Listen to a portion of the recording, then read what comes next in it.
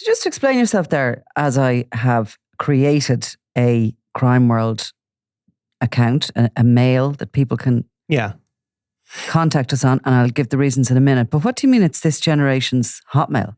Well, you've created a Gmail account. Yeah. And I was saying you could have created crimeworld at sundayworld.com. That's really very wordy, like. Also, obviously, security and all of that could have many issues, but it's just. And I said it's too many courses. And I said it's this generation's Hotmail. Do you have a Hotmail? No, I have a Hotmail. I never even had a Yahoo. Did you? No, because you are known for not being able to open your work email, aren't you? No, I can open it usually, but I get locked out of the system constantly. The poor IT department. I don't know what happens, but I just get completely locked out of the system. Yeah, I mean, because I have a Hotmail, and I won't give the full details of it, but it's Donaldo is a part of it. Because I set it up like in 1990. There's these really funny guys 1991 on Instagram, and they do these prank calls. Have you ever seen them? Yeah. And they have all these, they have out on the table in front of them all these really inappropriate email addresses. Yeah. And they have to pick one. And when they're giving their email address on the prank call, it's like, But I still have to do that because I have. Yeah, so it ends in Donaldo@hotmail.com. Yeah. I have to keep saying, Donald with an O at the end. Yes, like Ronaldo. Yes. Well, I have the same email for years. I have the same phone number since I was about 21 or whenever I got my first phone. Yeah. And I know how to use them, and I'm happy. And everything I have is Apple. So my face is recognized usually by everything, unless it's very early in the morning. And that just does me. I don't want to be remembering passwords. I don't want to be remembering. So anyway, and it was Clodagh, by the way, who created this, because I wouldn't know how to create an email account. No. And what is the context of the email account being set up? The context of the whole thing is that I thought we should do a question and answer session for the listeners, because I get constant comments and stuff like that on my social medias, on all my direct, what do you call them? The DMs are open. Go on. What is it? The M bit stand for? Message. I don't know if you're meant to say my DMs are open. I think that's more of an invitation for.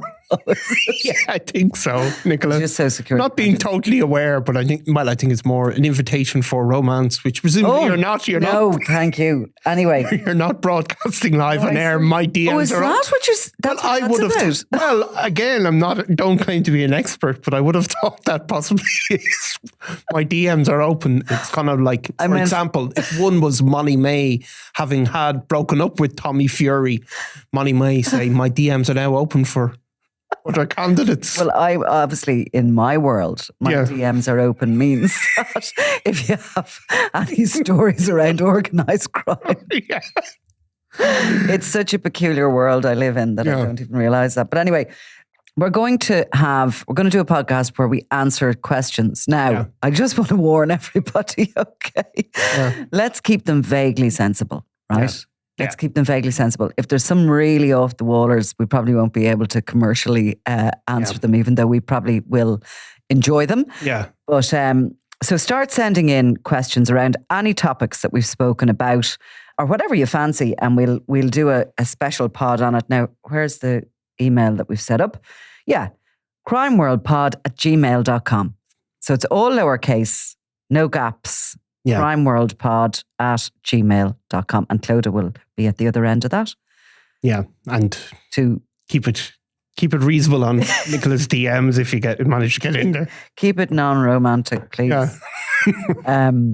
Now, this is an interesting story we're going to talk about for a number of reasons. But Jeffrey Mitchell, who we did a pod on, I think around the time of his death in November 2022, he was a significant character in organised crime that was pretty high up the chain in his day, and who had died in a homeless hostel, basically, alone, and suspected at the time. The reporting around it was that it was a suspected overdose. Now, his inquest was on, and, these inquests can be quite fascinating because you get a little bit of a window into somebody's world, where they are at the time of their death and what sort of things they're doing. Now, this wasn't an overdose, but it was. Caused by multi-drug toxicity is what it's called. And long-term lung disease. Now, just to give you a little list of the kind of drugs that were found in his system. So there was cocaine, benzodiazepines, pregabalin, which is Lyrica, alprazolam, which is Xanax, amitriptyline, which I don't know what that is. That's an old antidepressant. Codeine, benzodiazepines, they're the street tabs, and noscapine, which is a marker for heroin use. Now, that's what? Is it a synthetic heroin? No, I think it means that it shows you have used heroin in the recent past as opposed to it being directly in your blood system. Right, okay. So it would, it's a marker that I think shows it, Okay. So he was a polydrug user. He was homeless. And, he had come from dizzy heights as such in the gangland world. He had previously, well in the past, been a very significant character, which we'll talk about in a minute. But I think quite interesting for us was the fact that during the course of the inquest, his wife, a lady called Nora Fennell, gave some evidence. She questioned whether or not it was an overdose that he died from, and she questioned some reporting around the fact that there was supposed to have been €50,000 worth of heroin found near the body, neither of which turned out to be the case. But Nora Fennell is the mother of a guy called Fran Fennell, and Fran Fennell is currently serving a sentence for money laundering, isn't it? Yeah, and drug importation. In relation to drug importation offences, he was charged under the anti-gangland laws and is serving a lengthy sentence for that. Fran Fennell would have been, at a very young age, risen to quite a very high level in the drugs trade in Dublin. He was an unusual character in that he came from Ballymun, where his mother, Nora Fennell, who gave evidence, would have raised him, would have been a runner for Eamon the Don Dunn as a teenager, 17, 18-year-old. After the Don passed away, Fran Fennell kind of became, a playboy drug dealer, I suppose it's fair to say. He certainly started to try and forge his own little empire. I mean, he obviously had the contacts and that mentoring from Dunn. Presumably, it meant he had a certain supply chain, and he was mixing within much more middle-class circles than the likes of the Don would have come from and all the rest of it. And he was a regular in city centre pubs and clubs.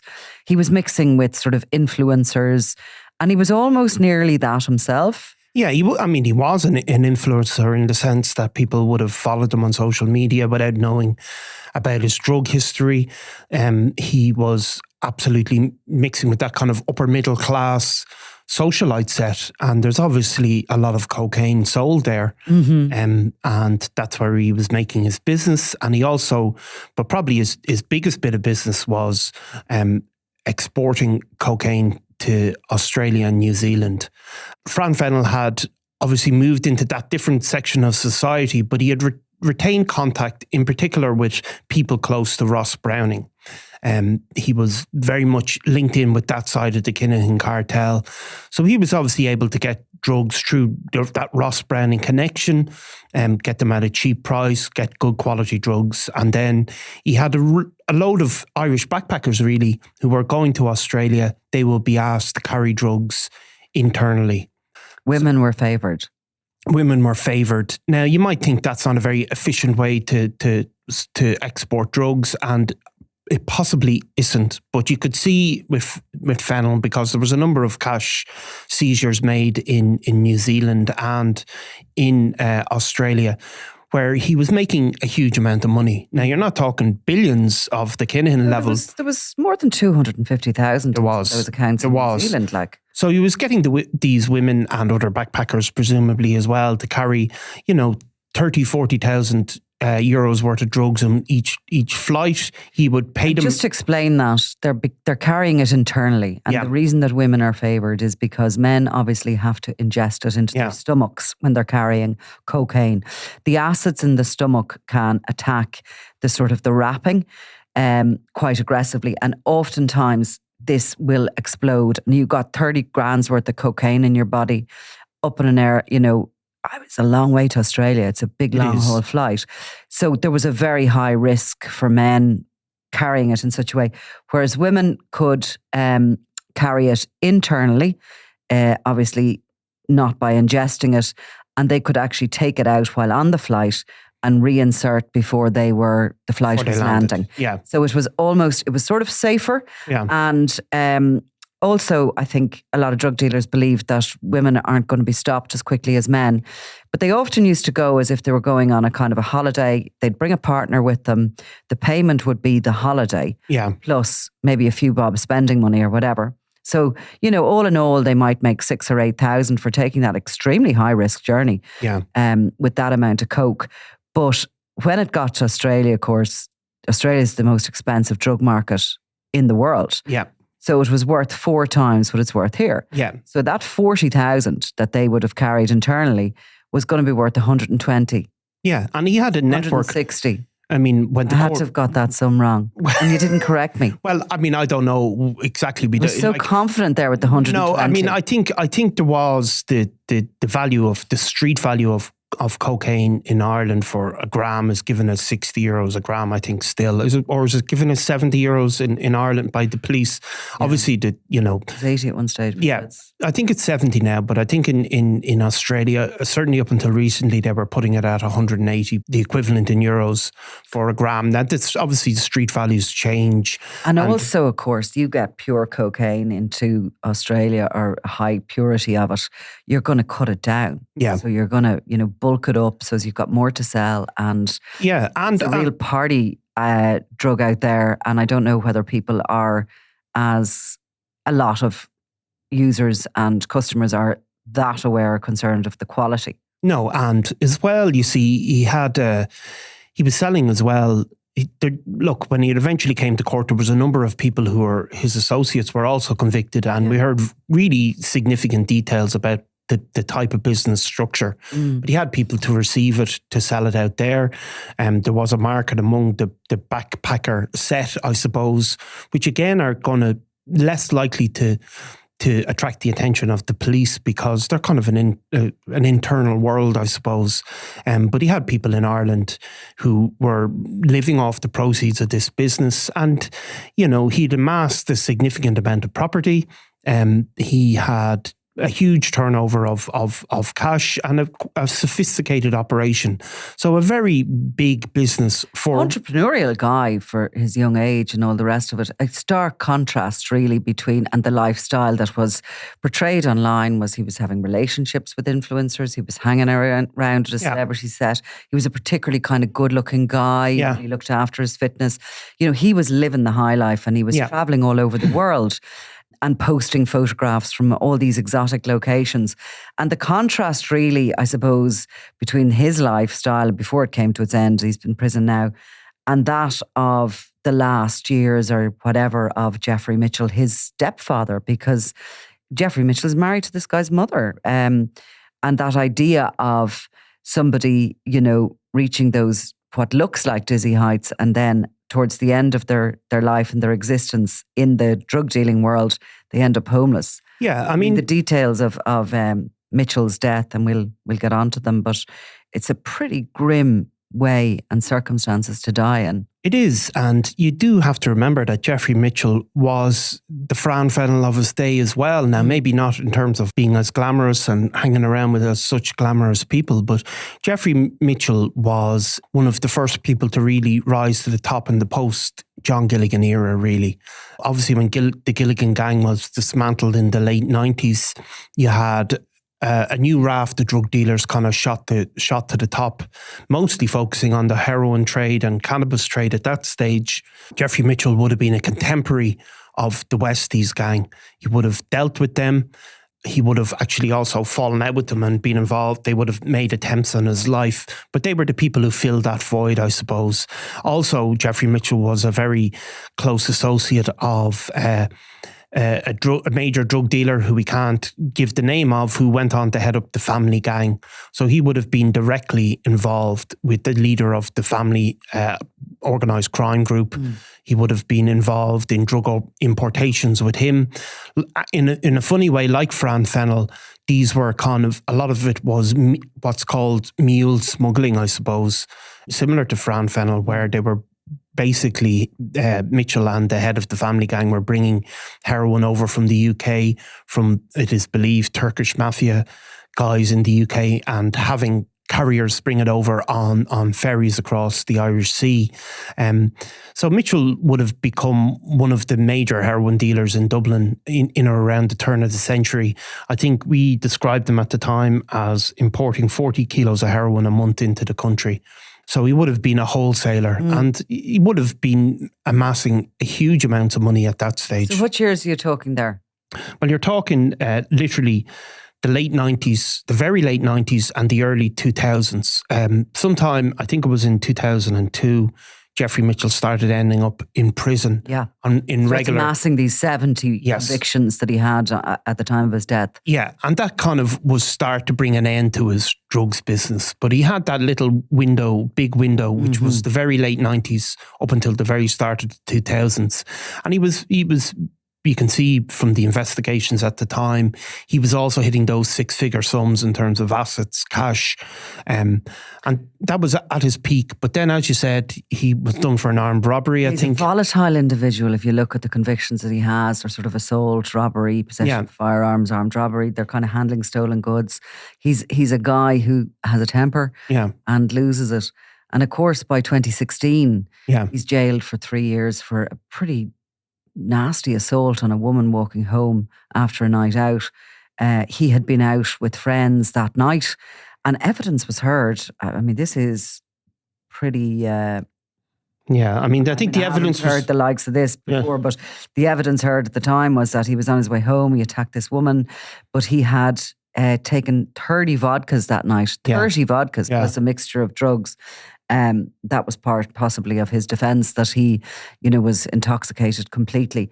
But he's 3 years jailed. We don't know, of course, when he married Fran Fennell's mother. I mean, he was convicted in 2016. The offence happened in 2013. He may well have been served some time on remand. And it is presumed that he married her after coming out, because Mitchell had spent most of 2000s and that in jail. And also with another woman that came on our radar, he had a relationship, of course, with Ciara O'Mahony. Yeah. Who was later married to Brian O'Mahony. Brian O'Mahony, who was sort of an associate of the Kinahan cartel. But he had been with her when she was working in a jeweller's shop and that jeweller's was robbed. And this was, I think, his armed robbery conviction related to that, but they had been in a relationship. But whenever he gets with Fran Fennell's mother, maybe that's a long-term association or friendship that becomes a marriage in more recent years, he's homeless by 2020. Yeah. And he's living in that homeless accommodation throughout COVID until his death in November 2022.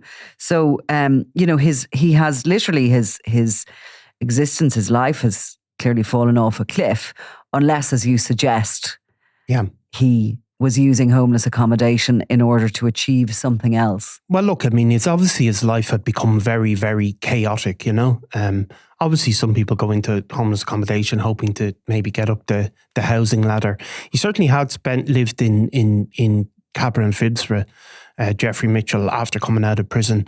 But he was in and out. And if you look back on the Sunday World archive, you'll see these constant series of stories about Jeffrey Mitchell being stabbed and beaten up in prison, because he didn't come from that intergenerational crime family unit, I suppose. He'd been involved, he'd fallen out with the Westies. They'd attempted to shoot him, actually.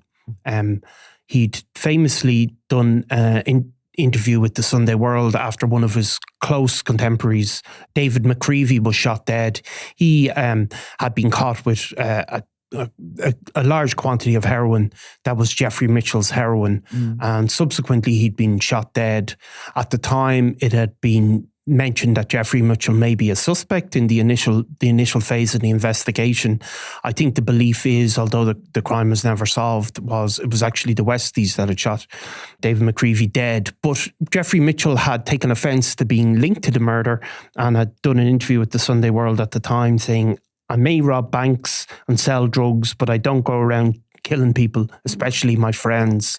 Well, he was suspected of another murder, and in that case, it was a drug debt that hadn't been paid as well. I think a young, maybe 19, 20-year-old. Yeah, and he had denied that, but he had remained a suspect in that murder. So he was not, his claims to be just an ordinary decent heroin dealer, I suppose, may not stand up to scrutiny. Shows again a little bit of the volatility of the character who came in reception and demanded to be interviewed. Yeah. Because, he wasn't a killer. He was just a good old-fashioned heroin dealer.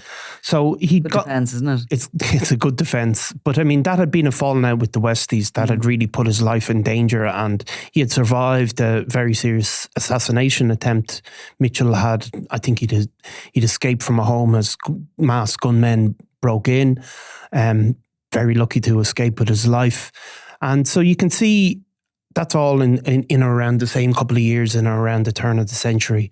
He had reached that pinnacle. And what happened then over the next 20 years of his life was a gradual descent into ultimately homelessness, ill health, chronic drug addiction, and, living in chaos. Now, so the coroner's inquest heard from a lady called Nicola Laird, a team leader at Aldborough House in Swords Road, which was where he was living. That's in Santry. And she said there were no concerns about Mitchell in the days leading up to his death. He was actually quite an okay resident. He didn't cause any trouble, kept himself to himself. But on the Tuesday, that a hostel worker had checked the room where Mitchell was staying at around 9 a.m.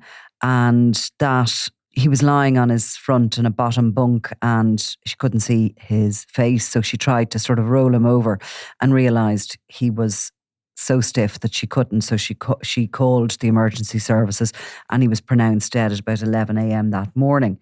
Now, there was somebody he was sharing the hostel with, who was sleeping on the top bunk, who'd come in the night before, and Mitchell and him seemed to have come in and out. Like, there didn't seem to be restrictions on what time you had to be in there at in bed and whatever. And also, I think the hostel itself didn't. I mean, there's different hostels, different types that you can't use drugs, or there's dry hostels for alcoholics and this kind of thing. But that this one was one that that people in drug addiction were. Able to. Well, I think the idea is there are some hostels where if people are attempting to get clean and sober, they go into a hostel where any drug use or alcohol use is stopped. But there's other hostels that are set up with the knowledge that people, it's a sort of harm reduction. They're still taking or whatever. A harm reduction. They're not strategy rather than a total abstinence. Now, so the other resident was a guy called John O'Connor, and he said he spoke to Mitchell at 6 p.m. the previous evening, and that Mitchell had come back into the room at 10:15 but left again. And when this gentleman got up at 6:15 a.m. in the morning, he thought that Mitchell was asleep, basically. Then the inquest also heard that he'd been treated in hospital about a month before his death for a lung infection, but had been discharged for 24 hours. So he certainly was sleeping in the hostel that night. Yeah. And he had been in hospital. He was using drugs and a mixture of anything, obviously, he could have got his hands on. A lot of those drugs that we mentioned at the beginning would be kind of street drugs. Yeah, I mean, I think you see that if you can see, he's basically died from multi-drug toxicity, but that really involves your organs basically failing as a result of these kind of long-term drug abuse. And you can see he's still, I suppose, a relatively young man in his early 50s, and that the consequences of that kind of lifestyle really led to his death. It is I suppose, Jeffrey Mitchell, people probably don't remember these stories 20 years ago, but he was right up the top of the, the most infamous criminals in this country. And if you look at all his contemporaries, there's very few of them still thriving. In fact, one of the only ones that is still thriving is the head of the family gang that we mentioned earlier. But he is such an outlier. If you look at all their contemporaries, people like Shane Coates and Stephen Sugg, all of those people and many, many others that were involved in Jeffrey Mitchell, all mostly passed away as a result of murdered. As a result of either murder or drug abuse. If you look at all those Westies, they're nearly all gone at this stage one way or another. There's obviously a few of them, people like Jay O'Connor that we spoke about recently, that are now in prison and facing long-term prison sentences. But really it's that whole generation of criminals are more or less wiped out with a couple of tiny exceptions. Right. Well, look, maybe somebody has a question as regards to Mitchell or the Westies or any of those things we've discussed. So again, I suppose just to finish up, we'll give you that email that you have an issue with. Let you slide into my email if you... Or you can slide into my DMs. So the email is... I'm actually going straight up to hate. The email is crimeworldpod, all lowercase, @gmail.com. Okay, so we look forward to hearing from you. Thanks very much, Nicola. I'm Nicola Tallant and you're watching Crime World, a podcast about criminals, drugs and the underworld in Ireland and across the globe. Make sure you subscribe to our channel and turn on notifications so you can be the first to watch all our latest episodes. You can also listen wherever you get your podcasts.